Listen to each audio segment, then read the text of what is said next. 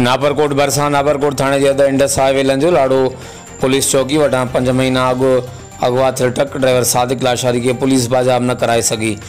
मुगी जे वारसन मोहम्मद ईसा लाशारी, असलम लाशारी, मीरा बख्श लाशारी, फतेहमुद लाशारी, जावेद अली लाशारी ऐं ॿियनि करमपुर लाड़ो Indus highway बिला करे रोड ते धरणो हणी पुलिस जी नाअहली ख़िलाफ़ सख़्त नारेबाज़ी कई। वारसन एहतिजाजी बयान में चयो त 5 महीना अॻु हथियारबंद इंडस हाईवे तां सादिक लाशारी के ट्रक में लाए अगवा कयो हो। नापरकोट पुलिस 5 महीना गुज़रण बावजूद मुगी के बाज़ाब करण में नाकाम वही है। धरणे सब रोड के ॿिन्ही तरफ़नि खां काफ़ी किलोमीटर ताईं मुसाफ़िर गाड़ियूं बीहजी वयूं। होॾां DSP खानपुर की ख़ातिरी ते मुज़ाहिरीन पारां एहतिजाज ख़त्म करे रोड खोलियो वियो। हर वक्त आगाहण लाइ ॾिसंदा रहो DTN वेब न्यूज़।